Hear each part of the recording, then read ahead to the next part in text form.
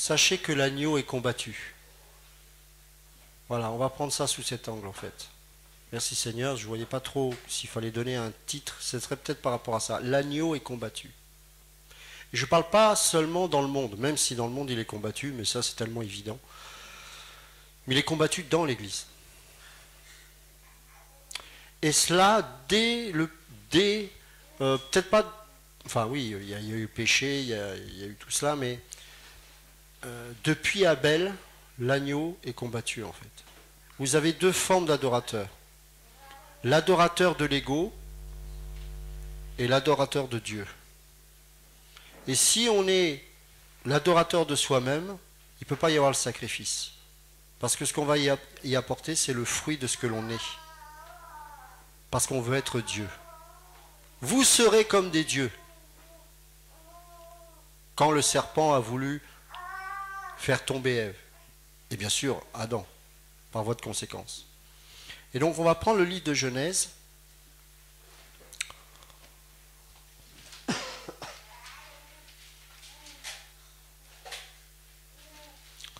Alors je vais peut-être dire des choses choquantes, mais la Bible est choquante, hein, vous m'en excuserez. Hein, parce que la Bible est un massacre. En fait, c'est une histoire de massacre. Et sans effusion de sang, il n'y a pas de pardon. Et même dans le monde de ténèbres, le sang a son importance. Et même dans le monde des ténèbres, le sacrifice a une importance. Vous savez que pour que les sorciers obtiennent la puissance, ils doivent donner ce qui leur coûte le plus.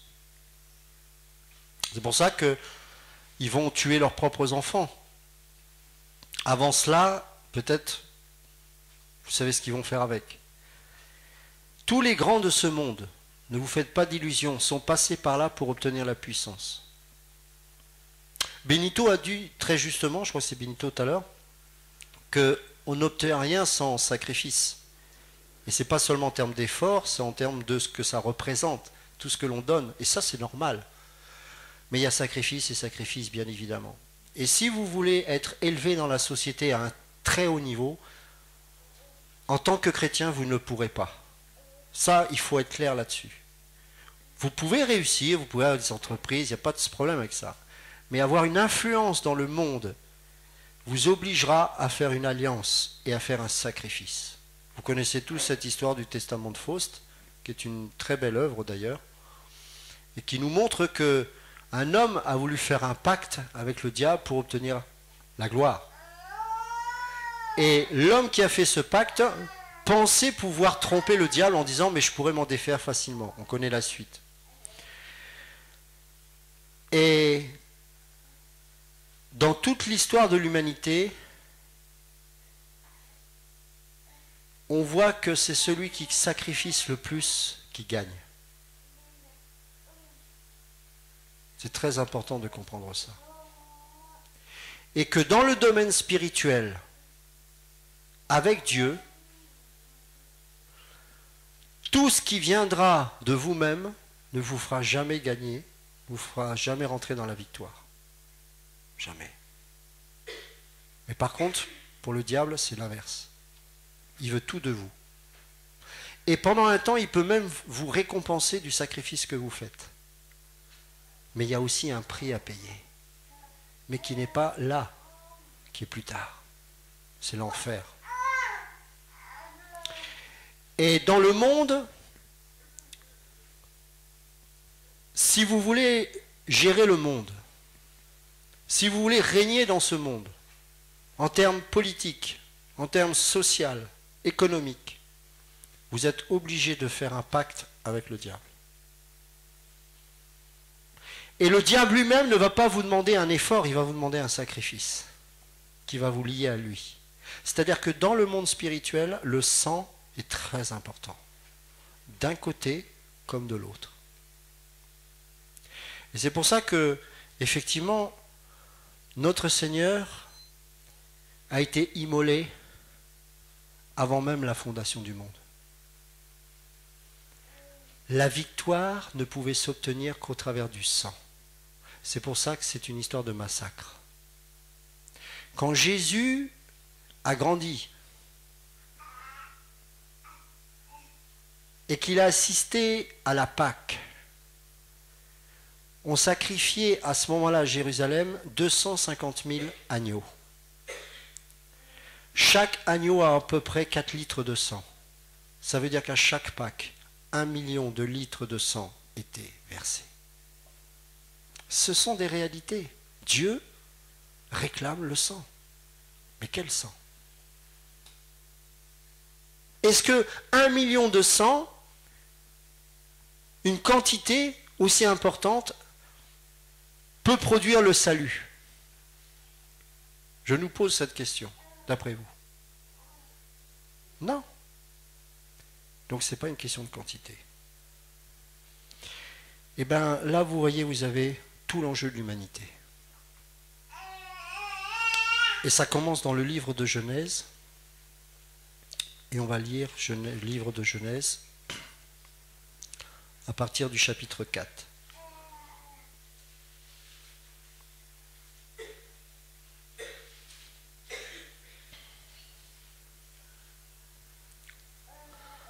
Verset 1. Adam eut des relations conjugales avec sa femme Ève. Elle tomba enceinte et mit au monde Caïn. Elle dit, j'ai donné vie à un homme avec l'aide de l'Éternel. Elle mit encore au monde le frère de Caïn, Abel. Abel fut berger et Caïn fut cultivateur. De ces deux personnes-là vont sortir non pas deux peuples, mais deux civilisations.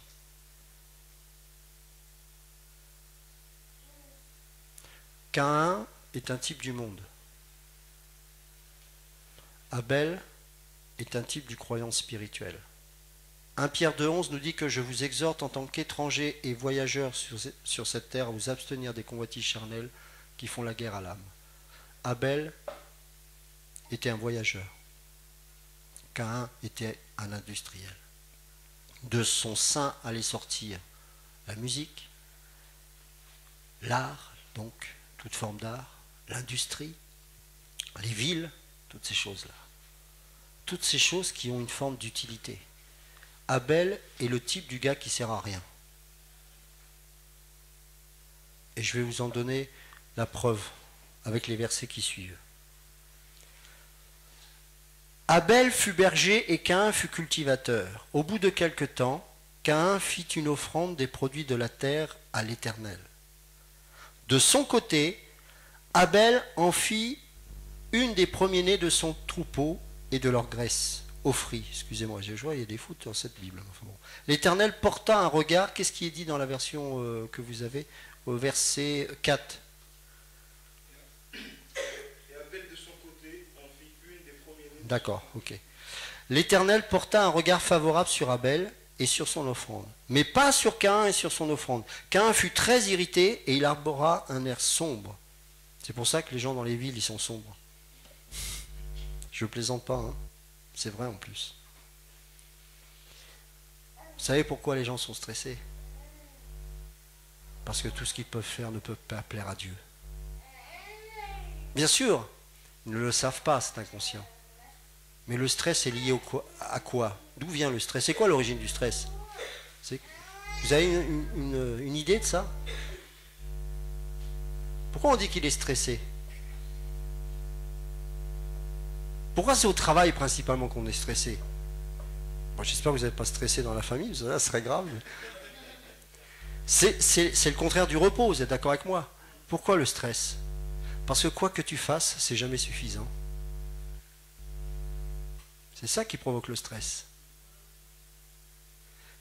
C'est pour ça que quand tu travailles, on te demande toujours plus. C'est pour ça que quand tu atteins un objectif, ton patron il dit oui, mais il reste ça. Mais non, mais c'est spirituel, sachez-le. C'est-à-dire que toi, évidemment, étant dans le repos, tu n'es pas dans ce principe-là. Tu dois faire les choses, il n'y a pas de souci, tu dois travailler. Mais le stress n'est pas dans le royaume de Dieu. Tu dois faire le maximum devant Dieu, mais toujours dans le repos. La civilisation de Caïn est une civilisation de stress parce qu'elle est basée sur la performance, sur la compétition et sur la rivalité. C'est ce qui va engendrer la haine, les guerres, l'égoïsme, l'égocentrisme, etc., etc. Maintenant, on va regarder Abel dans tout ça.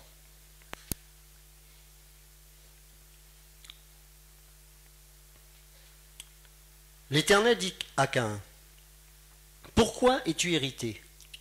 Et pourquoi abordes-tu un air sombre? Certainement, si tu agis bien, tu te relèveras. Si, en revanche, tu agis mal, le péché est couché à la porte et ses désirs se portent vers toi, mais c'est à toi de dominer sur lui. » Le mot péché, là, est-ce que vous savez ce que ça signifie en hébreu? Quelqu'un a une idée? Ouais, ce qui veut dire?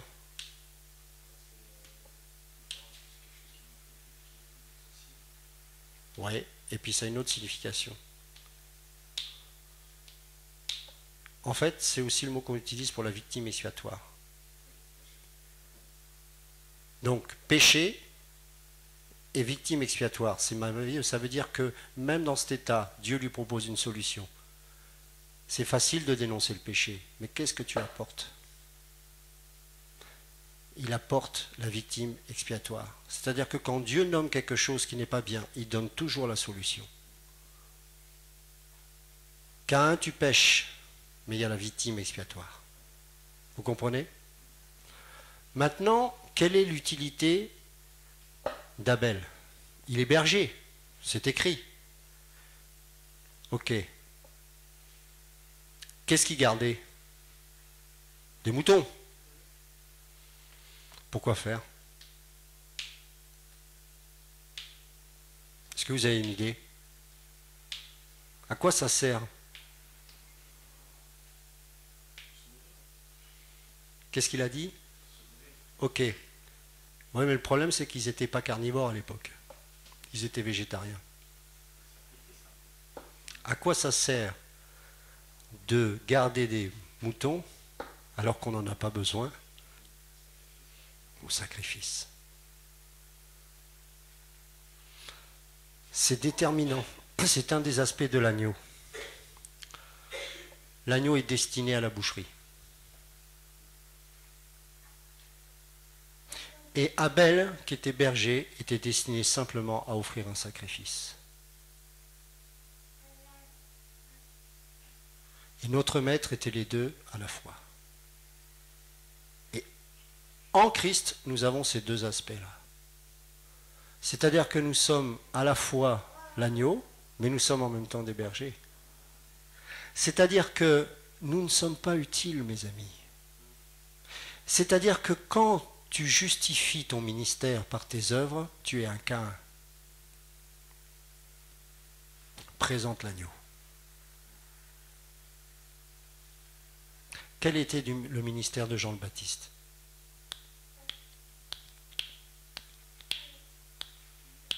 Voici l'agneau de Dieu. Il n'a servi qu'à ça.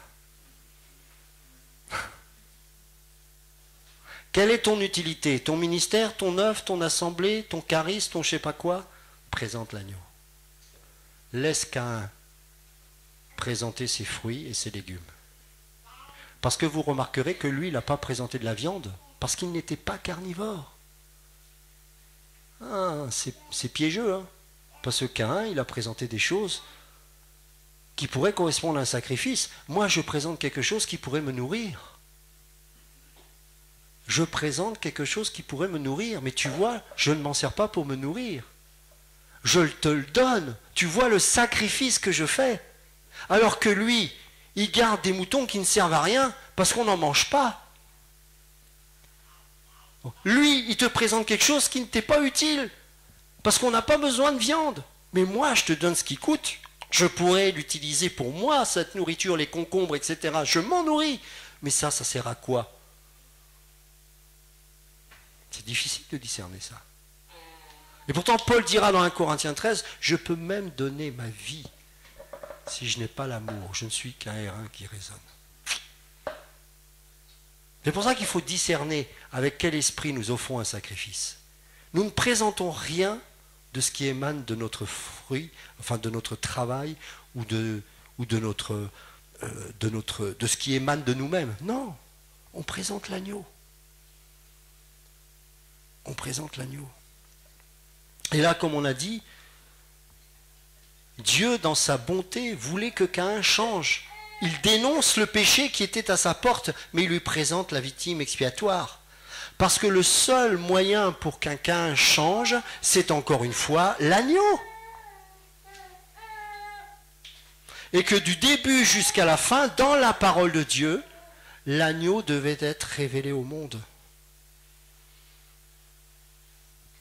Parce que même si Caïn a offert un sacrifice qui vient de son propre labeur, ça reste un sacrifice. Ça veut dire que de ces deux hommes vont sortir du sein de ces deux hommes deux civilisations, avec chacun un type de sacrifice. Vous avez celui qui va offrir quelque chose qui, aux yeux du monde, n'a aucun intérêt. Et vous avez l'autre qui va offrir quelque chose qui est le fruit de son investissement. Et dans la religion, vous avez le même principe.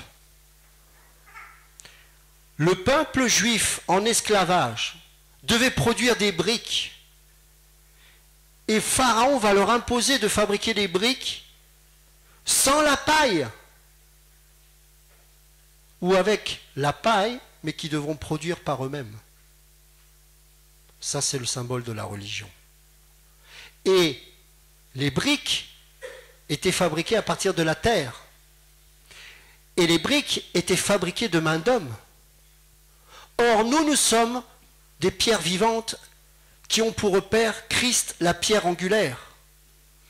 Cette pierre-là, selon Exode 20, 25, cet autel ne devait pas être taillé par la main de l'homme. Parce que personne ne peut venir avec son propre travail devant Dieu. La religion nous justifie, alors que c'est le sang qui nous justifie. Ah, mais moi je fais telle ou telle chose, car Dieu a préparé des œuvres bonnes d'avance pour nous, afin que nous les pratiquions. Elles existent, ces œuvres. C'est au travers de notre foi qu'elles vont se manifester. Mais nous ne les faisons pas. La sanctification n'est pas un travail. C'est pour ça que la plupart n'arrivent pas à se sanctifier. Vous avez pour fruit la sanctification, nous dit l'Épître aux Romains, et pour fin la vie éternelle. La sanctification est quelque chose qui émane de Abel. Parce que c'est lié à l'agneau de Dieu. C'est un fruit qui nous vient directement de l'esprit. C'est dans ma nouvelle nature que se produit la sanctification. C'est pour ça que ce n'est pas une œuvre. C'est la foi. La foi. Et la foi est toujours liée à l'obéissance. Parce que l'obéissance vaut mieux que les sacrifices. Abel était obéissant. Il n'a pas dit, mais ça sert à quoi que j'offre quelque chose qui ne sert à rien? Non, ça sert, et tu le sais, parce que ça préfigure Christ. Et Caïn fut irrité, pourquoi? Parce qu'il a réalisé que tout ce qui émanait de lui ne valait rien. Alors que Abel savait que tout ce qui produisait de quelque chose dont il n'était pas l'auteur donnait la vie. C'est ça la foi chrétienne. C'est pour ça que vous ne serez jamais aimés des pasteurs. Parce que là, je ne parle plus du monde. Parce que c'est une évidence qu'on ne sera pas aimé du monde. On n'en est plus là entre nous. Mais ne cherchez pas à être acceptés de vos, entre guillemets, frères et sœurs en Christ. Parce qu'il y a aussi des Caïns parmi eux. Et on n'a même pas besoin de démontrer quoi que ce soit. Paul vivait Christ. Paul n'a pas fait de réunion avec pour thème principal la guérison. Ce n'est pas biblique. La guérison, c'est quelque chose qui venait de sa propre vie. C'était dans sa marche avec Dieu qu'il se passait des choses et il n'était absolument pas focalisé dessus. Et pourtant, quelle puissance avaient ces apôtres. Et aujourd'hui, on tourne autour de quoi? On fait des réunions comme Caïn. Les miracles sont les fruits, les légumes de Caïn. C'est pas agréé de Dieu. Matthieu 7. Mais nous avons chassé des démons en ton nom. Je ne te connais pas. Le mot ici, si on l'interprète dans son étymologique, c'est relation intime entre un homme et une femme. C'est fort, hein? Ça veut dire qu'il n'y a pas de relation en fait. Je ne te connais pas, toi qui commets l'iniquité. Donc, on ne peut rien présenter, si ce n'est l'agneau de Dieu. Et donc, vous avez ces deux civilisations qui, encore aujourd'hui, se combattent. Et vous voyez ça dans le monde, parmi les gens qui ne sont pas chrétiens, je veux dire. À chaque guerre, par exemple, la plupart des gens qui s'en sont sortis ou qui ont pu éviter la famine, ce sont des gens qui étaient, par exemple, dans les campagnes. Dans les villes, c'était très difficile. Et moi, je crois sincèrement que nous avons besoin de considérer plus la campagne en tant qu'enfants de Dieu. Parce que ce sont des endroits où nous avons plus facilité de vivre une forme de paix. Bon, je ne vais pas en faire une doctrine, hein, c'est pas ce que je veux dire, mais à l'origine, Dieu est un Dieu de campagne. Il n'était pas dans les villes. Il n'était pas. Abraham a dit, vas-y Lot. C'est bon, hein? C'est tentant, il y a des belles choses. L'herbe est verte, des belles villes. Mais regardez Lot, sauvé comme au travers du feu. Abraham, il n'a pas choisi les vallées les plus vertes. Mais il était de la lignée d'Abel. Et il a vu des choses que Lot ne verra jamais.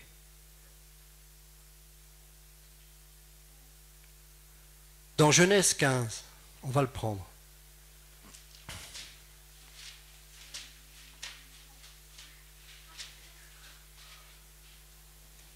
On va prendre un petit peu avant. Voilà, excusez-moi, on va aller un petit peu avant.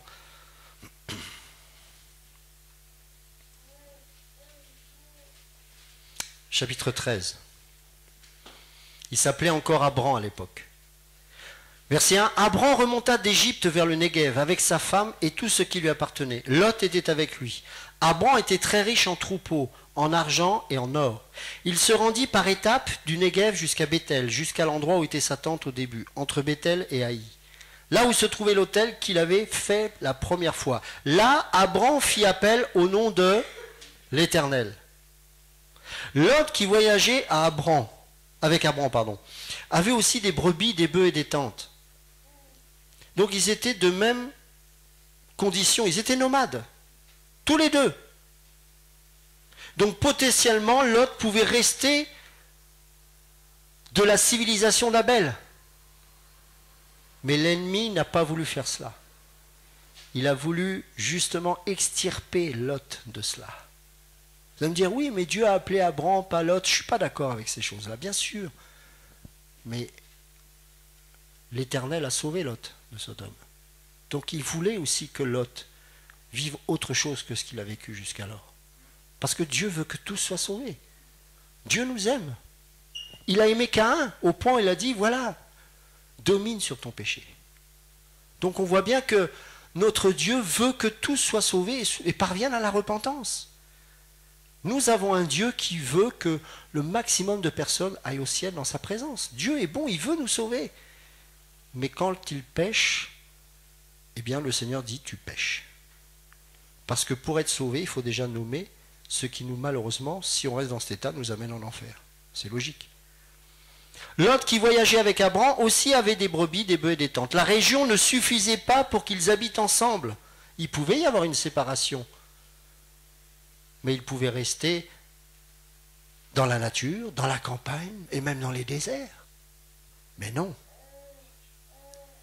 En effet, leurs biens étaient si nombreux qu'ils ne pouvaient plus rester ensemble. Il y eut une dispute entre les bergers des troupeaux d'Abram et les bergers des troupeaux de Lot. Ah, les disputes entre les bergers. Les Cananéens et les Phérésiens habitaient alors dans le pays. Les païens regardaient ce spectacle lamentable de deux hommes sortis de Babylone, appelés véritablement par Dieu, et de voir leurs bergers s'étriper devant des païens. Voilà la situation du monde d'aujourd'hui. Des pasteurs sur Internet qui s'étripent devant des païens. Voilà. Voilà où nous en sommes. Voilà le témoignage que nous portons. On continue. Abraham dit à Lot, qu'il n'y ait donc pas de dispute entre toi et moi. Ceux qui sont issus d'Abel ne cherchent pas les disputes. Ils cherchent la paix.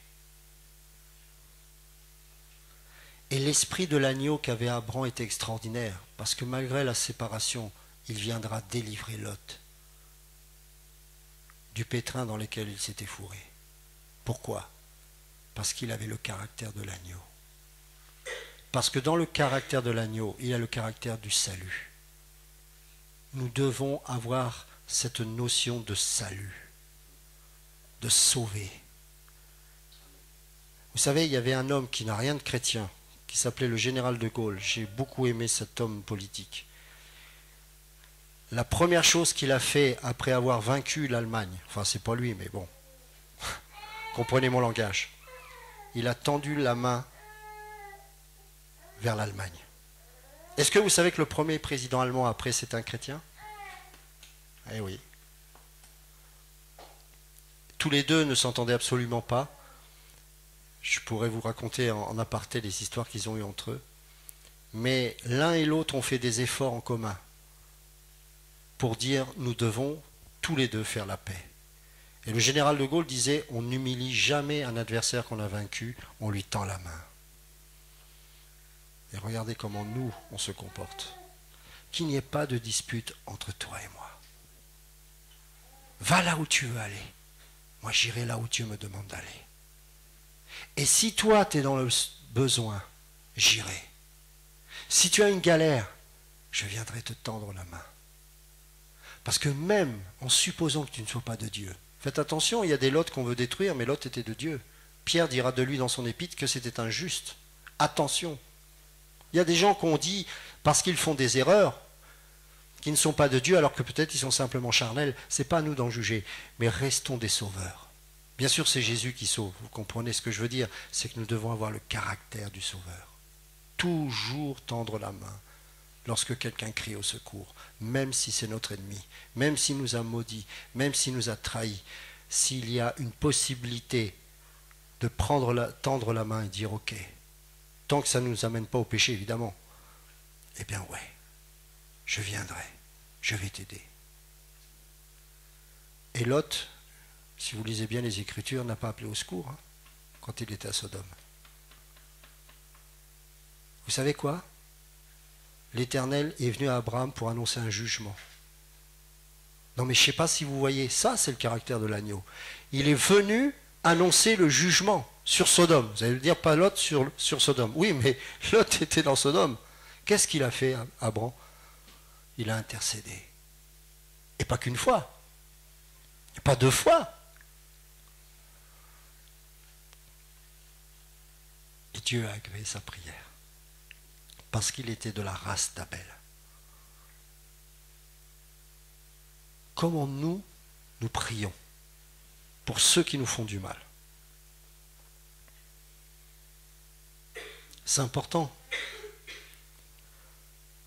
Qu'il n'y ait donc pas de dispute entre toi et moi, ni entre tes bergers et les miens, parce que ça ne concerne pas seulement deux hommes. Parce qu'il y a des bergers derrière. Il y a des âmes. Et si ces deux hommes-là sont en paix, eux, ils seront en paix. C'est qu'ils avaient compris que ce n'était pas une affaire d'ego seulement, mais de salut d'âmes, d'autres âmes, dont ils avaient la responsabilité, qu'il n'y ait pas de dispute, afin que nos bergers ne s'étripent pas non plus, et que ça ne finisse pas encore par une énième guerre.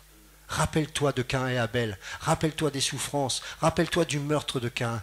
Ne reproduisons pas les mêmes choses. Nous devons être des briseurs de Caïn. Des briseurs de Caïn. Et si Caïn nous tue, c'est pas grave. on ira au ciel plus vite. Mais ne soyons pas des Caïns. Qu'il n'y ait pas de dispute entre toi et moi. Tout le pays n'est-il pas devant toi? Tout le pays. Regarde, si tu veux, je te laisse une partie. Non, tout le pays. Il n'a pas négocié. Tout le pays, prends ce que tu veux. Sépare-toi de moi. Sépare-toi de moi. La séparation. Séparons-nous. Nous n'avons pas la même vision. Mais ce n'est pas parce qu'on se sépare qu'on doit se haïr. Mais séparons-nous. Si tu vas à gauche, j'irai à droite. Et si tu vas à droite, j'irai à gauche. Lot leva les yeux et vit que toute la plaine du Jourdain était entièrement arrosée. Avant que l'Éternel n'ait détruit Sodome et Gomorrhe, c'était jusqu'à Tsoar comme un jardin de l'Éternel. Vous imaginez? Comme, hein? Ce n'était pas le jardin de l'Éternel, mais comme. Comme l'Égypte. Lot choisit pour lui toute la plaine du Jourdain et se mit en route vers l'est.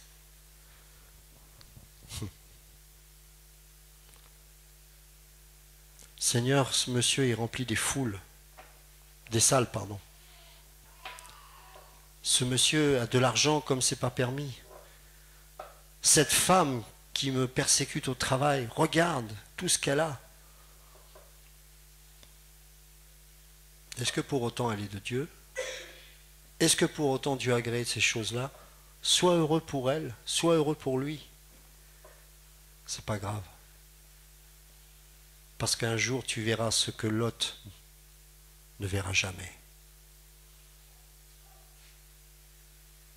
Quel est ton regard?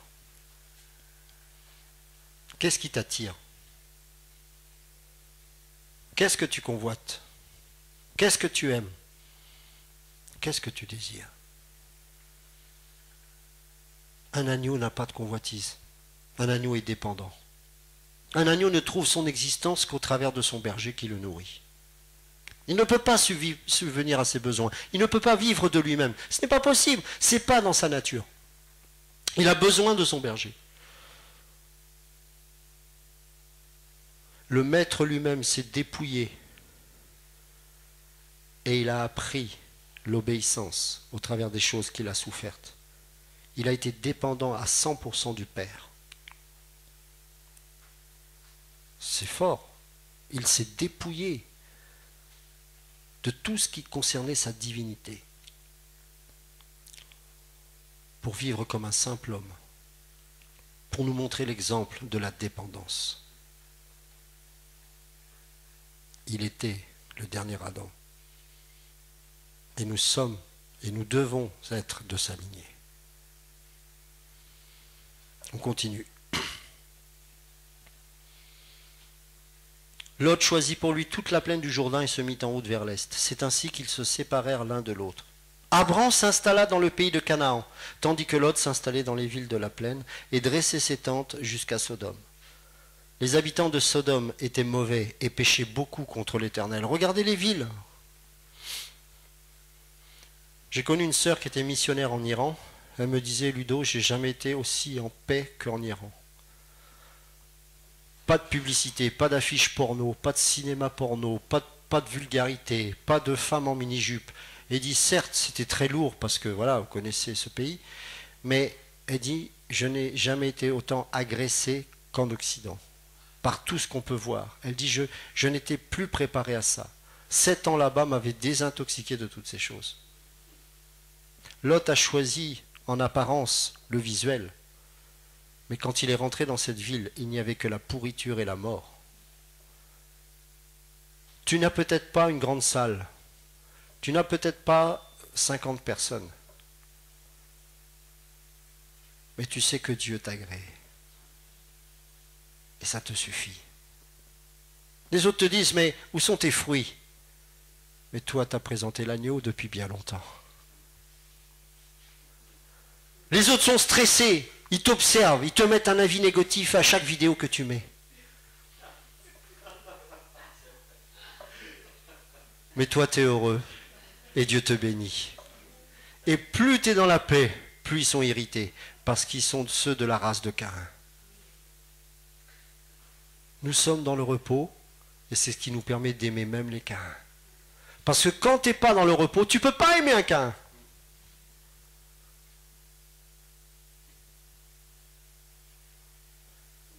J'ai une joie, mes amis, depuis, on va dire un peu plus d'1 an, mais quelque chose qui est profond, une paix qui est de plus en plus forte, solide. J'étais quelqu'un de nature stressée, angoissée. Je peux vous assurer que c'est une paix, je sais qu'elle n'est pas naturelle.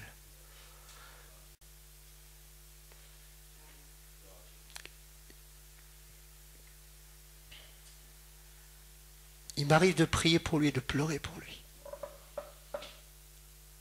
Je n'étais pas capable de ça avant. Et le Seigneur me fait comprendre, Ludo, je veux t'amener là où tu n'as jamais été. Parce que tu dois passer par là où je suis passé. Oh, bien sûr, je ne vais pas mourir à la croix comme lui, c'est pas possible. Mais nous devons tous avoir ce chemin-là de sacrifice. Parce qu'il n'y a pas d'amour sans sacrifice. Et il n'y a pas de sacrifice sans amour. Et vous savez, aimer n'engendre pas forcément des résultats. Mais nous devons aimer. Parce que c'est le seul moyen de voir ce que l'œil ne peut pas voir. Abraham a vu des choses que personne ici présent ne peut voir. Parce que son regard n'était pas porté sur les plaines de Sodome. Il a vu Jésus. Oh, il ne va pas l'appeler Jésus, parce qu'il ne pouvait pas saisir le sens prophétique de ce qu'il a vu. Mais il a vu. Je ne veux pas voir mon ministère, je ne veux pas voir ma justification, je ne veux pas voir les gens me demander pardon à genoux, je veux voir Jésus. Nous devons voir Jésus. Pendant plus de 10 ans, j'ai cru qu'à force de le prier, j'allais le voir. Et un jour, une voix s'est fait entendre qui me disait « Heureux ceux qui ont cru sans avoir vu ». J'ai compris que le Seigneur ne se montrera jamais d'une manière visible tant que je serai sur cette terre. En ce qui me concerne, j'entends, parce que d'autres l'ont certainement vu. Je ne remets pas en question ça. En ce qui me concerne, j'ai arrêté de prier. Parce que finalement, je le vois de plus en plus. Je le vois dans vos cœurs. Je le vois dans la manière de nous aimer les uns les autres. Et c'est pour ça qu'il dit que là, 2 ou 3 sont assemblés en mon nom. Je suis au milieu d'eux. Mais pour ça, il faut apprendre à voir Christ dans l'autre. Mais si tu as l'esprit de Caïn, tu ne pourras pas voir Christ dans l'autre.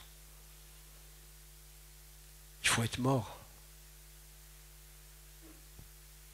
Si tu ne meurs pas, tu tues. Saint-Esprit, hein, c'est terrible. Hein.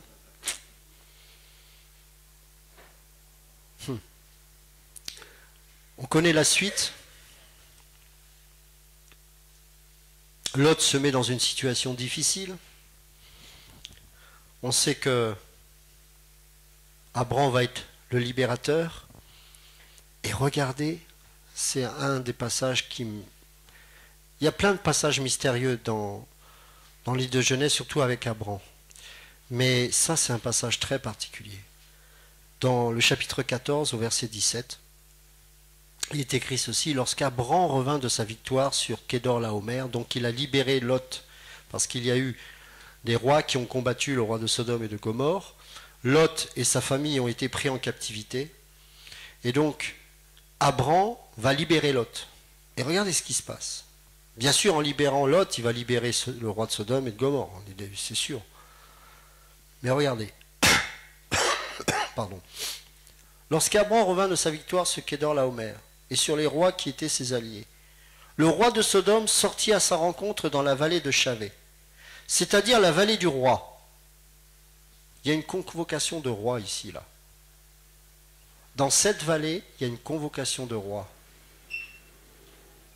Il y a une convocation entre deux sacrificateurs, Caïn et Abel. Et là, il y a avoir une rencontre de deux rois dans la vallée des rois.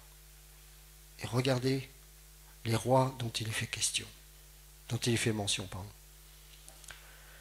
Melchizedek, verset 18, roi de Salem, fit apporter du pain et du vin. Il était prêtre du Dieu Très-Haut. Il bénit Abram en disant qu'Abram soit béni par le Dieu Très-Haut, le maître du ciel et de la terre. Béni soit le Dieu Très-Haut qui a livré tes ennemis entre tes mains. Abram lui donna la dîme de tout. Le roi de Sodome dit à Abram, donne-moi les personnes et prends pour toi les richesses. Voyez, toujours le même combat. Abram répondit au roi de Sodome, je le jure, la main levée vers l'Éternel, le Dieu Très-Haut, le maître du ciel et de la terre, je ne prendrai rien de tout ce qui t'appartient, pas même un fil ni un cordon de sandales, afin que tu ne puisses pas dire, c'est moi qui ai enrichi Abram. Il n'y aura rien pour moi, sauf ce qu'ont mangé les jeunes gens et la part des hommes qui m'ont accompagné, Aner, Eshcol et Mamré. Eux, ils prendront leur part. Vous avez une scène, je ne sais pas si vous faites attention à cette scène, mais elle est quand même étrange. Vous avez Abram qui vient libérer Lot. Vous avez le roi de Sodome, qui est un type de Satan ici. Et vous avez Melchizedek, le roi de Salem, qui vient. L'un y voit le roi de Sodome, Abram qui l'a libéré, et il voit Melchizedek. Ils sont tous les quatre ici réunis. Et regardez ce qui se passe. Le roi de Sodome s'adresse à Abram. Donne-moi les âmes. Je te donnerai de l'argent. Et il regarde Abram Melchizedek. Et celui-ci lui dit, le pain et le vin, la croix. Vous avez toute l'histoire de l'humanité ici. Beaucoup d'hommes de Dieu sont tombés dans le piège du roi de Sodome. Ils ont donné les âmes par de fausses doctrines pour en récolter de l'argent, au lieu d'avoir le regard fixé sur Melchizedek. Voilà notre défi. Caïn ou Abel?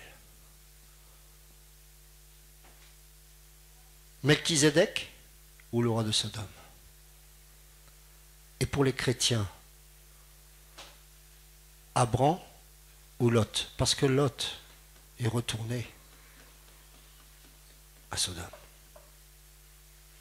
La chair ou l'esprit? Voilà notre combat. Et regardez, c'est seulement après ce test que l'alliance de Dieu faite à Abram s'est renouvelée. Genèse chapitre 15.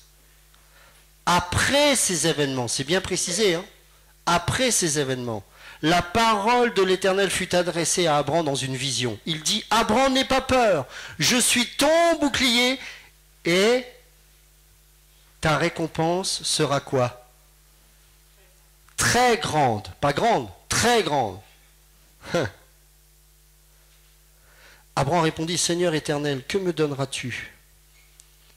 Je m'en vais sans enfant, et l'héritier de mes biens, c'est Eliezer de Damas. Abram dit, tu ne m'as pas donné de descendance, et c'est un serviteur de ma famille qui sera mon héritier. Alors l'Éternel lui adressa la parole, ce n'est pas lui qui sera ton héritier. Ça, c'était pas dit avant, hein. C'était pas précisé tout ça. C'est après Melchizedek. Le test de la vue. Que veux-tu voir? Les plaines de Sodome ou Melchizedek? Melchizedek te donnera un héritage éternel, une cité céleste, une Jérusalem qui n'est sans commune mesure avec celle des sionistes. Je te parle de celle qui est préparée comme une épouse. et qui viendra sous forme d'un nouveau cieux ou d'une nouvelle terre. Que veux-tu voir? Les bénédictions liées à ton ministère ou cette Jérusalem céleste?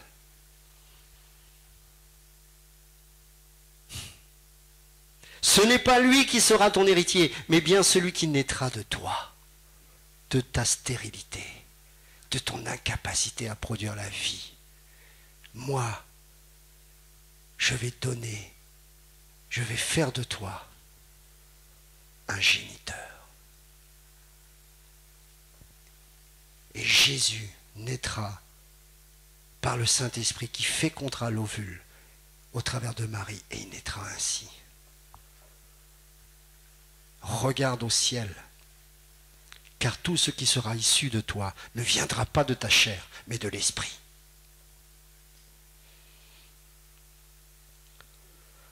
Et regardez la suite, elle est magnifique. Vous savez, Lot regardait le sol, Abraham a toujours regardé le ciel. Toujours. Regarde vers le ciel, verset 5, et compte les étoiles si tu peux les compter. Il lui affirma, telle sera ta descendance. Abraham eut confiance en l'Éternel, qui le lui compta comme justice. L'Éternel lui dit encore, je suis l'Éternel qui t'ai fait sortir d'Ur en Chaldée, pour te donner ce pays en possession. Abraham répondit, Seigneur Éternel, à quoi reconnaîtrai-je que je le posséderai? L'Éternel lui dit, prends une génisse de 3 ans, une chèvre de 3 ans, un bélier de 3 ans, une tourterelle et une jeune colombe. Abraham prit tous ces animaux, les coupa par le milieu. En fait, chez les Sémites, quand quelqu'un s'engageait, on coupait les animaux en deux et on passait au milieu. Et en faisant ainsi, c'est celui qui faisait ça qui s'engageait personnellement. Et là, on va voir que c'est Dieu qui s'engage personnellement en agissant ainsi. Abraham prit tous ces animaux, les coupa par le milieu et mit chaque morceau l'un vis-à-vis de l'autre. Mais il ne partagea pas les oiseaux. Les oiseaux de proie s'abattirent sur les cadavres, mais Abraham les chassa. Au coucher du soleil, un profond sommeil tomba sur Abraham. Et voici qu'il fut assailli par la terreur et une grande obscurité. L'Éternel dit à Abraham, sache que tes descendants seront étrangers dans un pays qui ne sera pas à eux. On les réduira en esclavage et l'on les opprimera pendant 400 ans. Cependant, la nation dont ils seront esclaves, c'est moi-même qui la jugerai. Et ils sortiront ensuite avec de grandes richesses. Quant à toi, tu iras dans la paix, rejoindre tes ancêtres. Tu seras enterré après une heureuse vieillesse. Ce n'est qu'à la 4e génération qu'ils reviendront ici, car la faute des Amoréens n'est pas encore à son comble. Quand le soleil fut couché, il y eut une obscurité profonde, et un four fumant et des flammes passèrent entre les animaux partagés. Dieu s'est engagé à cette promesse personnellement. Mais c'est quand même étrange, toutes ces choses-là se sont passées, pourtant, à l'époque d'Abraham, le peuple juif n'avait pas encore pris naissance. Comment est-ce possible ? Est-ce que Abraham pouvait se vanter d'avoir fait quelque chose de spécial pour mériter ça? Non, il a cru en Dieu et cela lui fut imputé à justice. Paul utilisera dans l'Épître aux Romains chapitre 4 et chapitre 5 le fait même que nous-mêmes qui sommes enfants de Dieu, nous avons reçu ce niveau d'alliance inconditionnelle qui n'est pas lié à nos œuvres, mais lié à l'engagement personnel de Dieu qui là n'a pu partager les animaux, mais s'est déchiré à la croix et a versé son sang comme signe de l'alliance. Ce qui fait que tu n'as pas besoin de présenter quelque chose pour te justifier. Tu n'as pas à expliquer, à développer et à prouver quoi que ce soit, car tout a été accompli à la croix. Donc un enfant de Dieu ne prouve rien, il vit et il loue Dieu.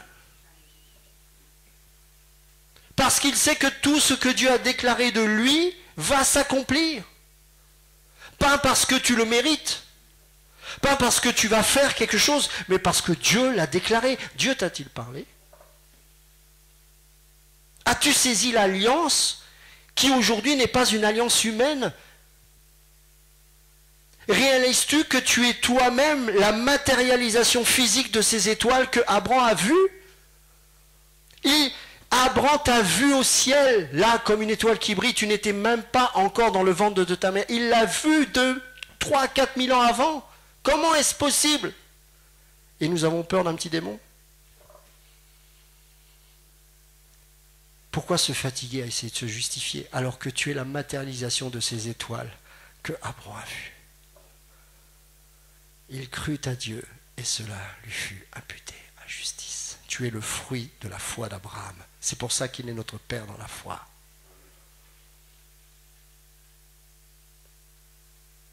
C'est extraordinaire. C'est extraordinaire. Plus tard, il va demander quelque chose d'encore plus fort. On ne va pas lire, on n'aura pas le temps.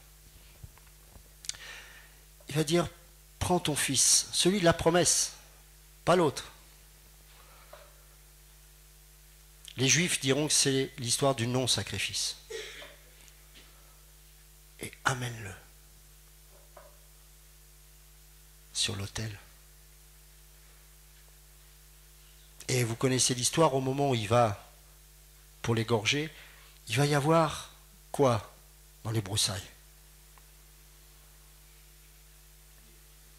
Un quoi? Bien. Un bélier, pas un agneau. Ce n'était pas la révélation du Fils. C'était le Père. Nous avons reçu la révélation du Fils. L'agneau de Dieu, celui qui ôte les péchés du monde. Ce n'était pas le temps pour que le Fils meure à la croix. Ce n'était pas le temps. Mais pourtant, Abraham a vu des choses incroyables. Et c'est ce que l'auteur de l'Épître aux Hébreux nous dira. On va prendre le livre aux Hébreux.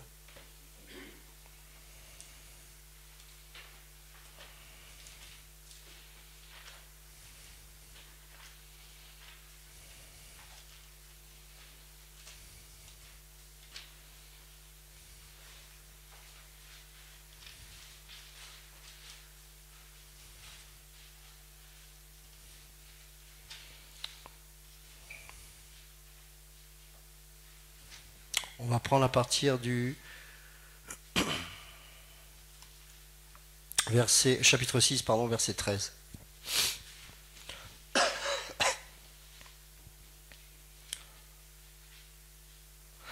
Lorsque Dieu a fait la promesse à Abraham, comme il ne pouvait pas prêter serment par plus grand que lui, il a juré par lui-même en disant, certainement je te comblerai de bénédictions et je multiplierai ta descendance.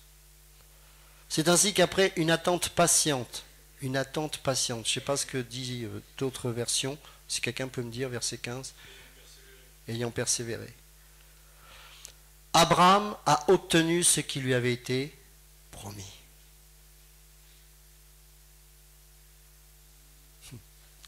C'est dur l'attente chez un enfant de Dieu. Nous allons passer toutes les années que Dieu nous donne à vivre à attendre une promesse qui est celle de Dieu. Les agités, ce sont pour les lots. Nous savons ce que nous avons vu et en qui nous avons cru.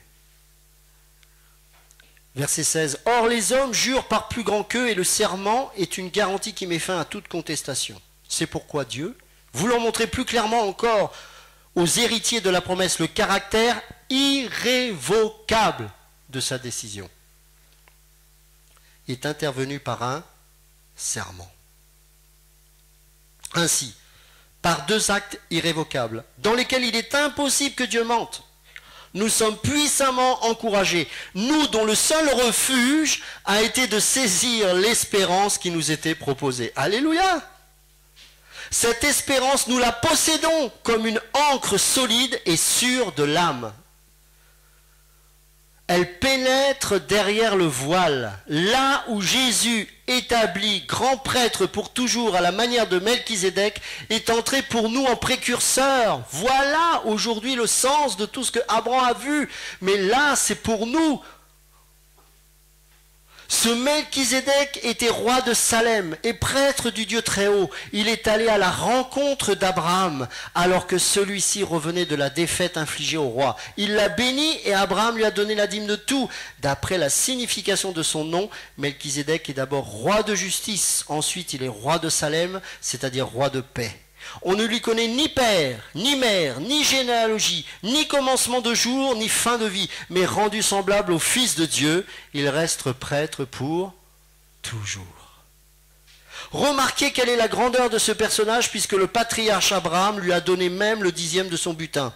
D'après la loi, ceux des descendants de Lévi qui remplissent la fonction de prêtre ont l'ordre de prélever la dîme sur le peuple, c'est-à-dire sur leurs frères qui sont pourtant issus d'Abraham. Mais Melchizedek, bien que ne figurant pas dans leur généalogie, a prélevé la dîme sur Abraham et il a béni celui qui avait des promesses. Or, indiscutablement, c'est l'inférieur qui est béni par le supérieur. De plus, dans le cas des descendants de Lévi, ceux qui perçoivent la dîme sont des hommes mortels, tandis que dans le cas de Melchizedek, c'est quelqu'un dont on atteste qu'il est vivant. En outre, Lévi qui perçoit la dîme l'a pour ainsi dire payé par l'intermédiaire d'Abraham.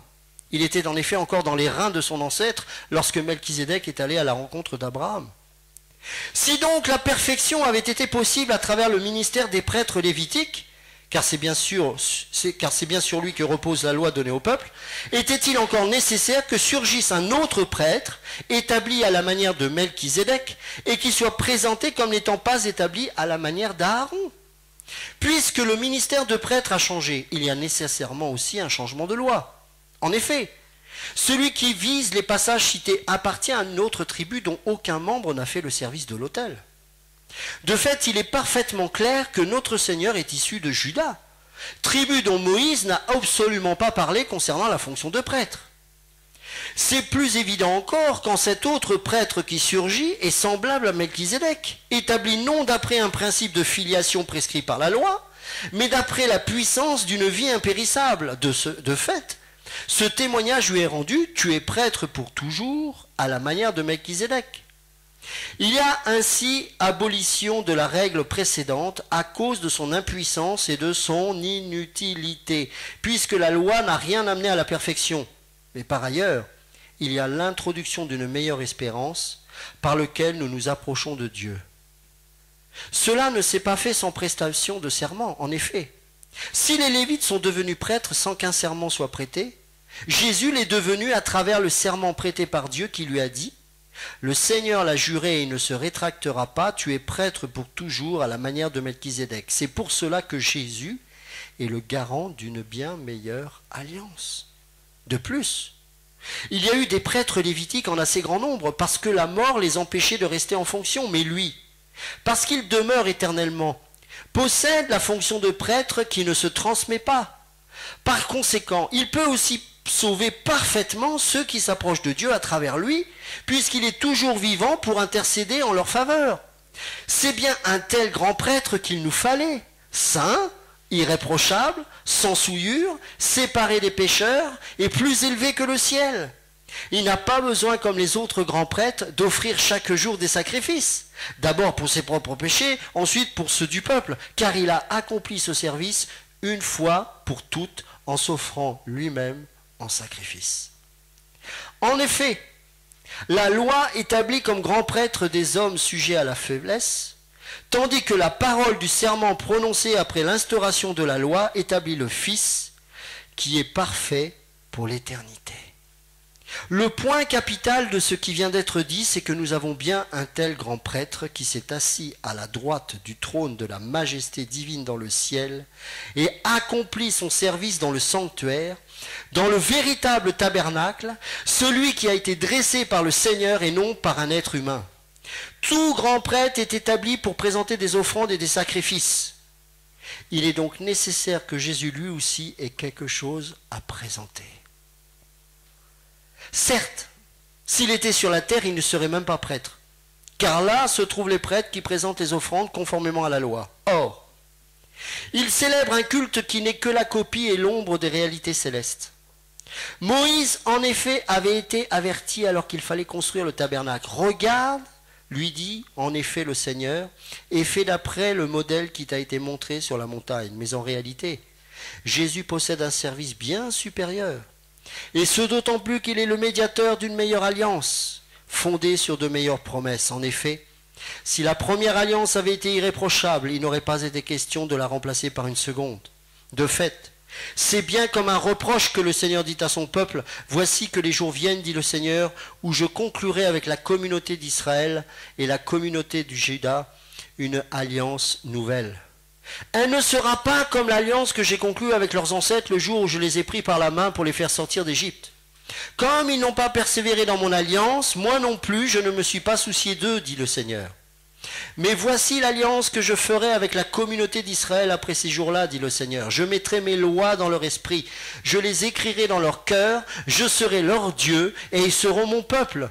Personne n'enseignera plus son concitoyen ni son frère en disant « Tu dois connaître le Seigneur, car tous me connaîtront, depuis le plus petit jusqu'au plus grand d'entre eux. En effet, je pardonnerai leurs injustices et je ne me souviendrai plus de leurs péchés ni de leurs fautes. » En parlant d'une alliance nouvelle, le Seigneur a déclaré ancienne la première. Or, ce qui est ancien, ce qui a vieilli, est prêt de disparaître. Ah, mes amis.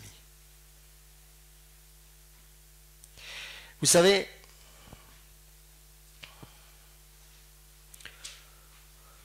les yeux spirituels sont d'une importance capitale.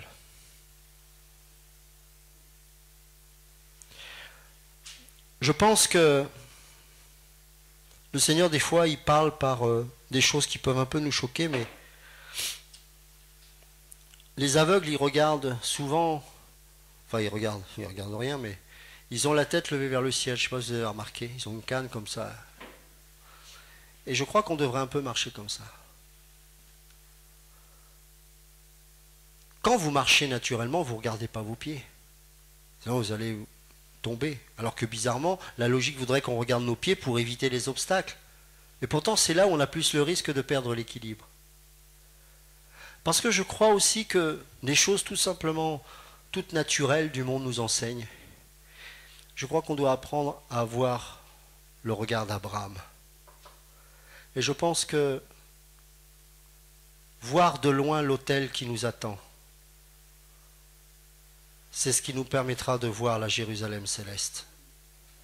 Parce que dans cette même épître aux Hébreux, l'auteur dira que Abraham a vu cela. Il a vu cette Jérusalem céleste. Vous vous rendez compte de cela? Et je crois qu'on a besoin de comprendre que ce qui va faire la grandeur, dans le sens spirituel du terme, d'un homme ou d'une femme de Dieu, c'est de ne pas regarder ni aux apparences, ni aux fruits, ni à la bénédiction. Ce qui fait la grandeur d'un enfant de Dieu, c'est sa dépendance totale de Dieu et sa vision céleste des choses.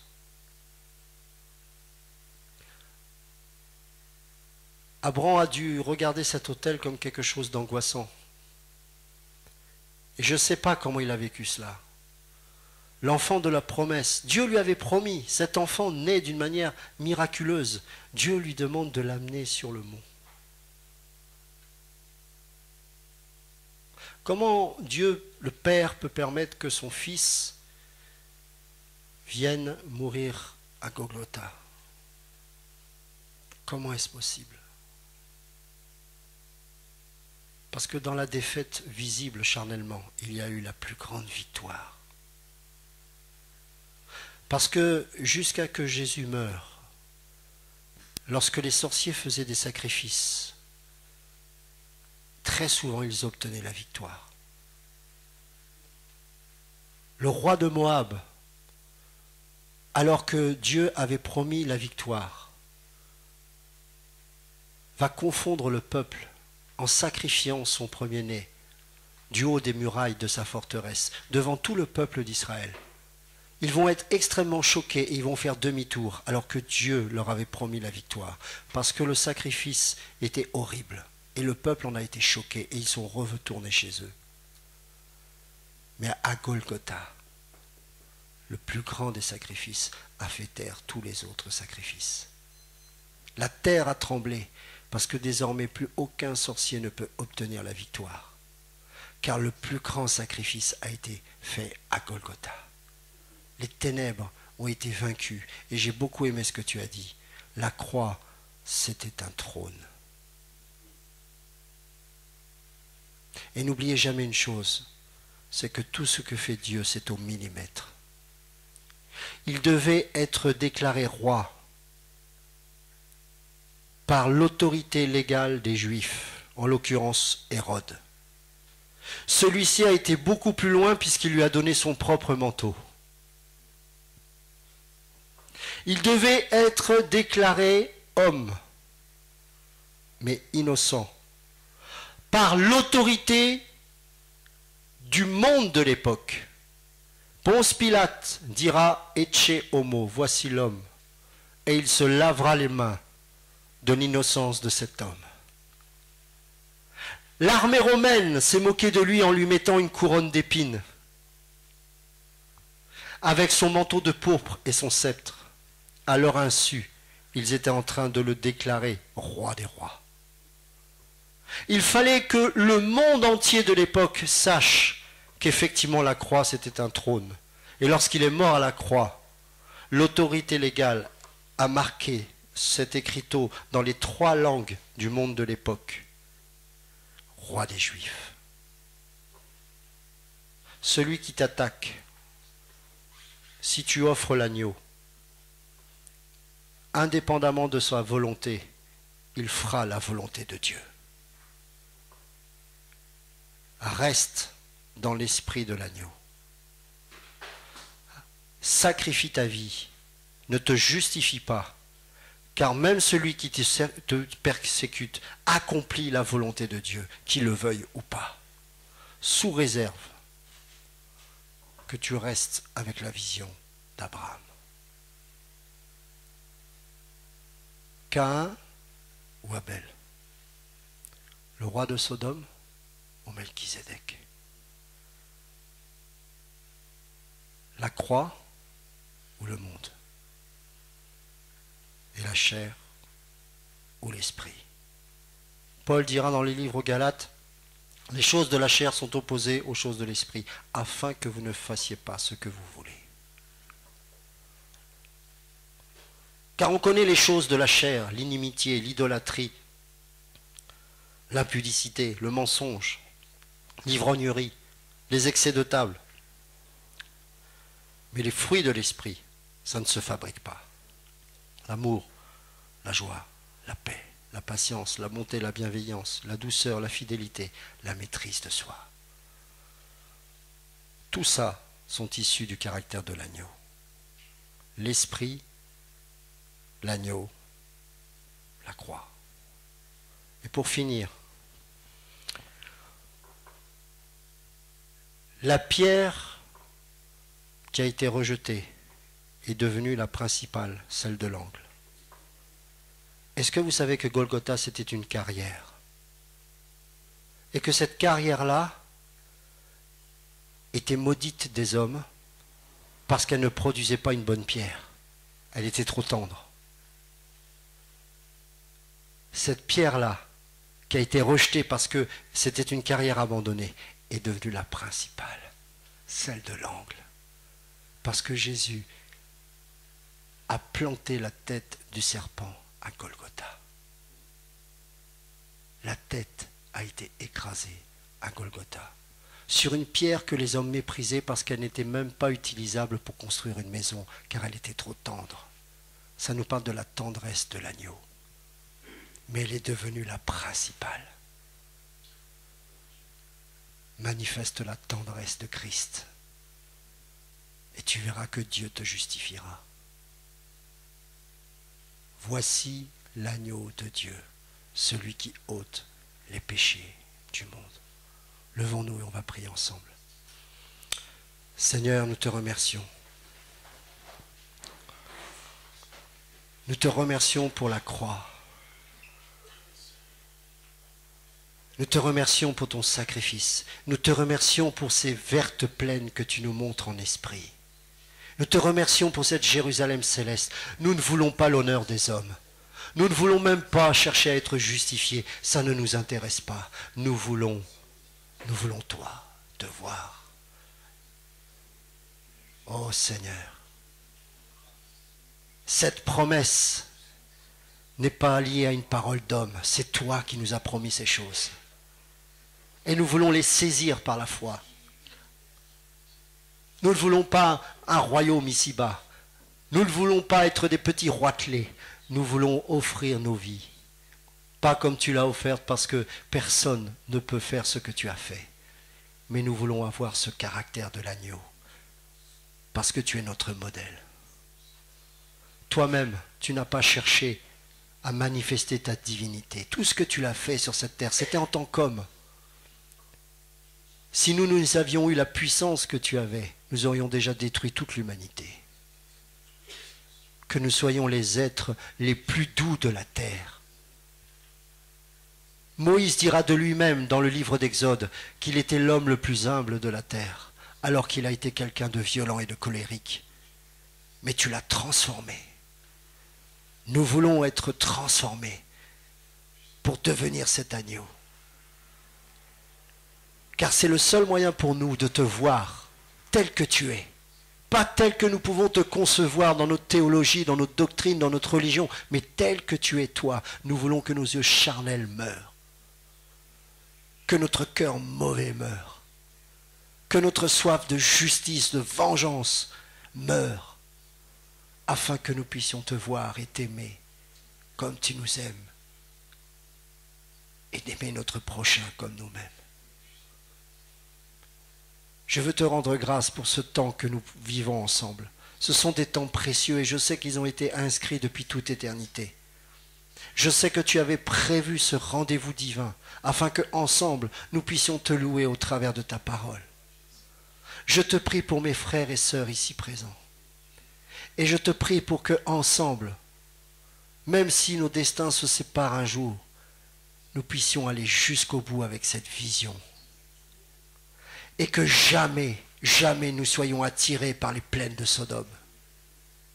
Et que lorsque le roi de Sodome viendra titiller notre chair, nous puissions continuer à regarder Golgotha et à dire « Seigneur Jésus, tu es ressuscité » pour que je puisse vivre un jour dans cette Jérusalem céleste où il n'y aura ni lune ni soleil, mais juste ta présence éclairera les rues de cette ville. Et je serai dans ton sein. Je ne veux pas regarder à Sodome. Je ne veux pas regarder. Peut-être que j'aurais peut-être même la possibilité de me venger facilement sans que personne le voie. Je refuse ces choses. Je veux regarder à la Jérusalem céleste. Je veux te voir. Heureux ceux qui ont cru sans avoir vu, je réalise que tu parlais des yeux charnels.